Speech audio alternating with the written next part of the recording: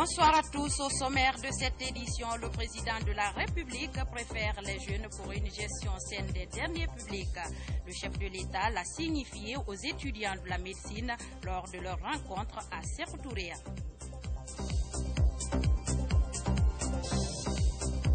Et puis, la loi de finances initiale 2015 a été présentée ce mardi à l'hémicycle. Le budget couvre plusieurs projets qui portent sur le développement socio-économique du pays.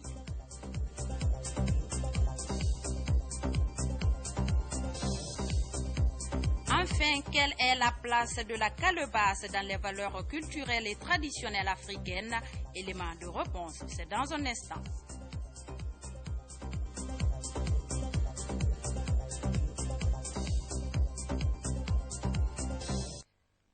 Mesdames et messieurs, une fois encore, bonsoir, bienvenue sur nos antennes au compte de cette grande édition d'information.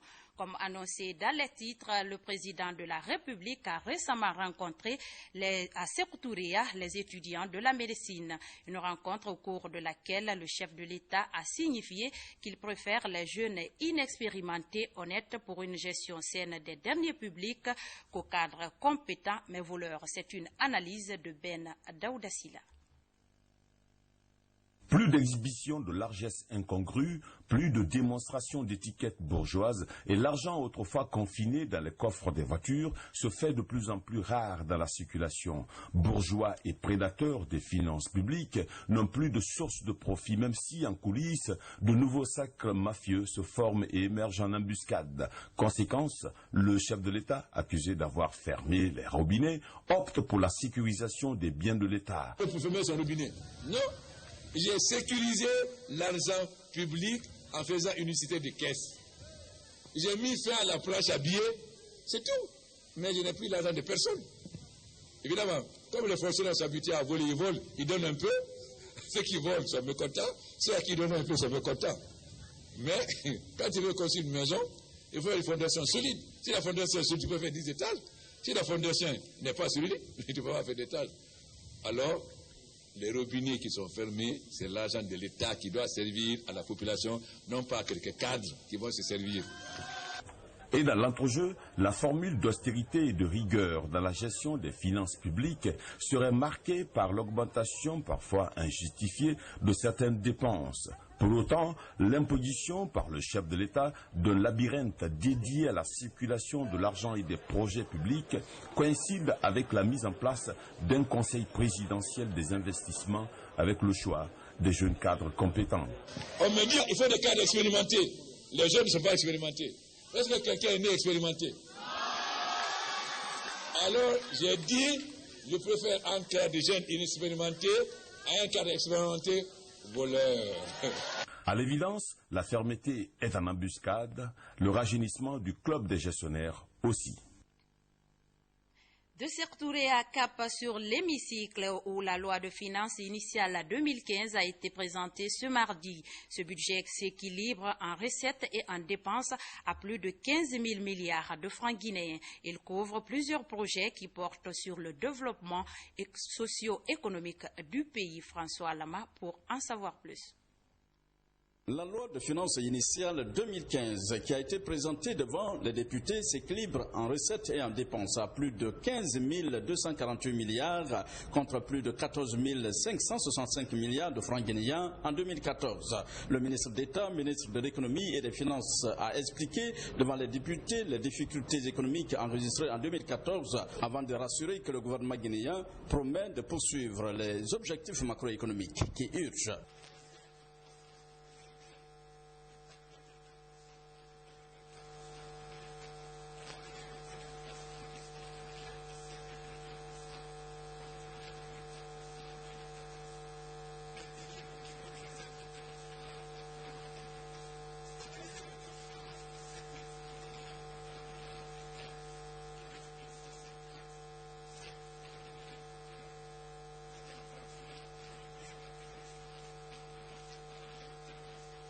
Le ministre délégué au budget, qui a présenté le budget 2015 dans toutes ses composantes, a également informé les honorables députés que le déficit budgétaire 2015, évalué à plus de 4 000 milliards de francs guinéens, est entièrement financé conformément à ses projections.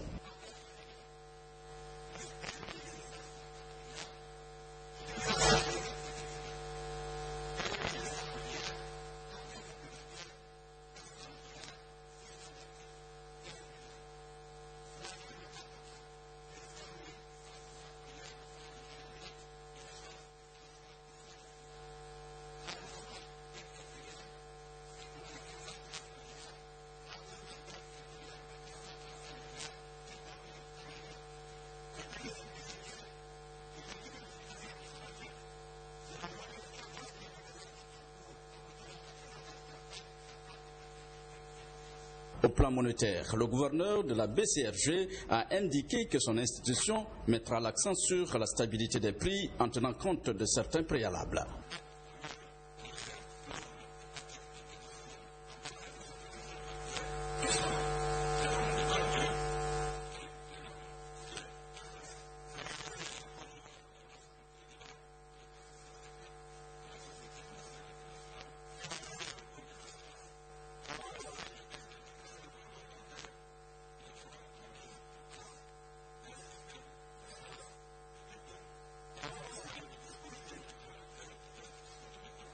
Les projets bénéficiaires des ressources contenues dans le budget 2015 couvrent le développement rural, les mines, l'énergie, l'eau, les infrastructures, la santé, l'éducation et l'administration générale. Mesdames et messieurs, toutes nos excuses pour la mauvaise qualité sonore de cet élément.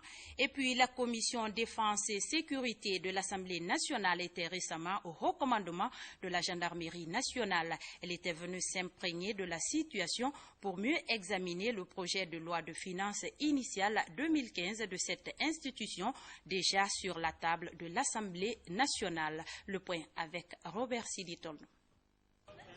L'Assemblée nationale, à travers sa commission défense et sécurité, a eu un échange fructueux avec le haut commandement de la gendarmerie nationale et de la justice militaire.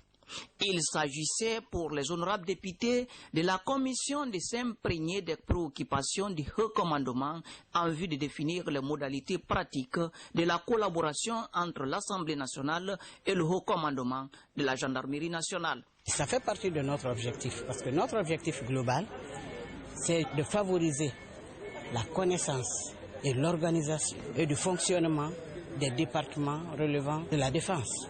Nous avons pensé que pour la réussite de nos actions, que pour bien contrôler, il faut connaître l'organisation et le fonctionnement de ce que vous contrôlez.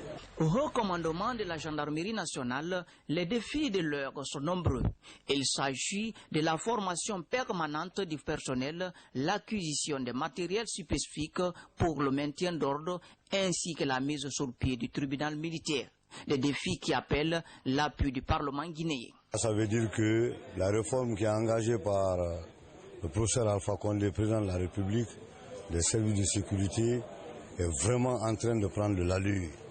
Nous en avions besoin pour partager avec les avocats de ce que c'est que la gendarmerie. Quelles sont ses missions, quelles sont ses attributions, comment elle fonctionne et quelle peut être l'attente, n'est-ce pas, du peuple de Guinée vis-à-vis de cette gendarmerie. Cette rencontre s'est tenue à quelques jours de la célébration de l'an 56 de la création de la vaillante armée guinéenne prévue le 1er novembre 2014. Dans quelques jours, le 56e anniversaire de la création de l'armée guinéenne sera célébré. En prélude donc de cette commémoration, elle a lancé ce mercredi une campagne d'assainissement. La mosquée Faisal et le marché de Matoto constituent la première étape de cette opération. Sergent Omar Kamara, correspondant de la presse militaire. Au-delà de sa mission régalienne de défense de l'intégrité territoriale du pays, les forces de défense et de sécurité mènent des actions civilo-militaires. Elles se mobilisent pour assainir la grande mosquée Faisal et débarrasser le marché de Matoto des immondices. Depuis que je suis là, depuis que je suis deuxième imam, jusqu'à aujourd'hui, chaque année, l'armée guinéenne viendra ici balayer et nettoyer tous les coins de la grande mosquée. Ça, je le reconnais et je demande à Allah, le Tout-Puissant, de donner toute valeur à notre armée guinéenne. À travers cette opération d'assainissement, l'armée entend accompagner l'effort du gouvernement dans la lutte contre l'épidémie d'Ebola. Ce, à quelques jours du 56e anniversaire de sa création. Pour cette année de la sobriété, elle a mis de côté les manifestations de masse à l'occasion de son anniversaire pour engager les actions civilo-militaires dans l'assainissement de la ville de Conakry, dans la distribution des kits et de la sensibilisation contre la fièvre à virus hémorragique Ebola. Puisque l'armée est une composante de la nation, c'est l'armée du peuple de Guinée. Et puisqu'il est dit dans l'un des principes fondateurs que c'est l'armée du peuple, le concept nation armée développé par notre ministre de la Défense nationale est mis en application ici par le chef d'état-major des armées, par l'investissement des militaires dans le cadre du nettoyage des lieux publics. Ce programme de nettoyage va se poursuivre demain au marché de Somphonia et à la RTZ Coloma, une manière pour les forces armées guinéennes d'offrir un environnement propre aux populations de Conakry. Ebola, on en parle dans cette édition avec cette série de sensibilisation dans certaines entreprises qui cotisent à la CNSS. Initiée par la Caisse nationale de sécurité sociale, l'occasion est mise à profit pour distribuer des kits de prévention dans les mosquées, les foyers ainsi qu'à l'hôpital. Ignasdine Kaditouré pour le reportage. La Caisse nationale de sécurité sociale va en guerre contre Ebola. L'institution protège ses travailleurs contre le virus à travers une série de sensibilisations qu'elle organise dans les entreprises qui cotisent à la CNSS. La mission première de la Caisse, c'est la protection sociale des travailleurs et leurs familles. Aujourd'hui, il y a une épidémie qui sévit dans notre pays. Notre devoir, c'est de les protéger contre cette épidémie. Cette sensibilisation consiste à faire une projection sur les mesures de protection contre le virus. La projection d'un film sur les méthodes de contamination du virus Ebola a été suivie des questions des participants. Ebola, c'est une maladie qui fait peur, mais qui est maîtrisable aussi. Aujourd'hui, nous avons compris comment se protéger et ça nous a permis aussi de comprendre que les médecins ne font que sauver des vies. Sur les 33 préfectures que compte le pays, 24 sont déjà touchées par l'épidémie d'Ebola. L'opération de la Caisse nationale de sécurité sociale prévoit la distribution des kits de prévention à certaines entreprises et structures sanitaires, ainsi qu'à certaines familles et mosquées. C'est donc que vous venez de nous faire nous voir droit au cœur. C'est une occasion pour nous de pouvoir vaincre l'épidémie. Dans chaque structure, 2 thermoflash, 10 cartons d'eau de javel et des seaux ont été distribués pour une meilleure prévention du virus. Le CRAC intervient dans la lutte contre le virus Ebola. Il vient de distribuer des kits sanitaires aux 2 marchés de Kaloum. L'objectif est d'amener les populations à se protéger en ces lieux contre le virus Ebola. Amadou Touré nous en dit plus. Les marchés sont considérés comme des endroits propices de contamination à Ebola. Ce sont des lieux de regroupement des personnes venues de plusieurs horizons. C'est pourquoi le CRAC a jugé nécessaire d'installer des kits de lavage de mains pour la préservation de la santé des populations. Le CRAC a beaucoup à faire. Nous commençons de Kassa jusqu'à Yomo pour le partage vraiment de ces kits. Donc c'est la qualité qui compte chez le CRAC. Ebola vit. Ebola est en Guinée. Qu'on se méfie, qu'on soit vraiment propre, qu'on se lave les mains, qu'on ait peur de Ebola. La crainte d'une propagation de la maladie angoisse plusieurs Guinéens à Conakry. C'est pour cette raison que ce geste du CRAC est vivement salué par les bénéficiaires. C'est un geste petit, mais avec un signal très fort. Nous vous promettons que ces kits seront utilisés à bon escient. Cette contribution du CRAC dans la lutte contre Ebola pourrait s'étendre sur l'ensemble des marchés de la capitale et de l'intérieur du pays. C'est en tout cas l'ambition affichée par les donateurs.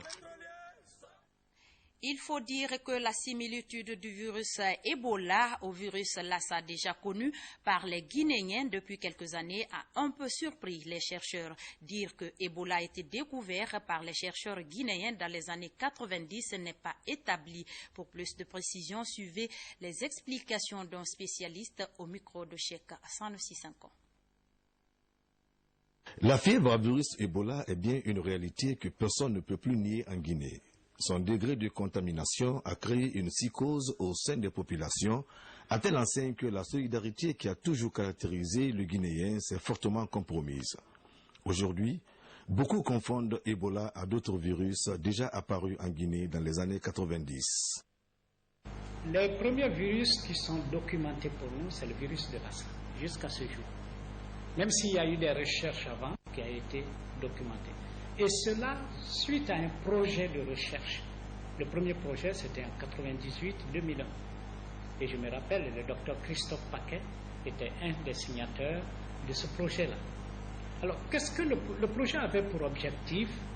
De documenter la circulation des virus en République de Guinée et également de documenter la surveillance des virus responsables des fièvres hémorragiques. Même s'il y a similitude avec les virus déjà connus par les chercheurs guinéens, Ebola est une nouvelle découverte. Donc c'est un phénomène nouveau. Personne, et l'OMS, et nous, de la santé, tout le monde s'était orienté vers le Lassa parce qu'on a déjà fait des travaux sur le Lassa. Alors on avait pensé au Lassa, mais en fait ce n'était pas le Lassa, c'était Ebola. Phénomène nouveau en Guinée. Suite aux efforts déployés par les autorités sanitaires du pays et des partenaires au développement, la chaîne de contamination est en train d'être maîtrisée. Fait de société pour boucler cette édition d'information. La calebasse occupe une place prépondérante dans nos valeurs culturelles et traditionnelles africaines. Objet de commerce pour certains, outil de travail pour d'autres, la calebasse a des vertus que bon nombre de personnes ignorent. Pour en savoir plus, suivez ce reportage de Nanamba Magasuba, rendu en studio par Morimoussa Touré. La calebasse est un objet de valeur dans la société africaine à cause de toute sa vertu. Souvent utilisée dans la fabrication des instruments traditionnels de musique et dans les cérémonies de mariage traditionnelles, la calebasse a un caractère transversal.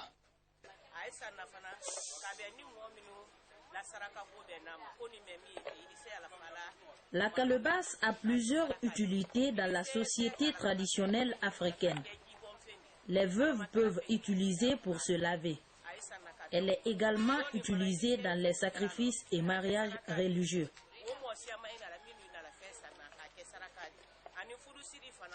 Au-delà de ses utilités, la calebasse revêt aussi un aspect mystique et sacré qui s'est relié à la vie de la société.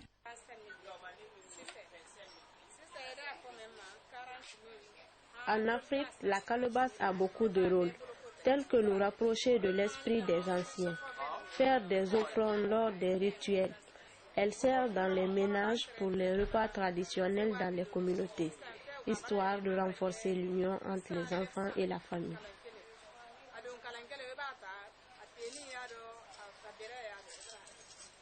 Le prix élevé de la calebasse sur nos marchés qui varie entre 25 et 30 000 francs guinéens selon la qualité serait en rapport avec toutes ces valeurs. C'est cet élément qui met donc fin à cette édition d'information. À tous, merci de l'avoir suivi. Demain, vous serez en compagnie d'une nouvelle équipe. Quant à moi, je vous retrouve bientôt pour d'autres pages d'information. D'ici là, passez d'excellents moments en compagnie des programmes de la RTG Boulbinet, où que vous soyez dans le monde. Au revoir et bonsoir.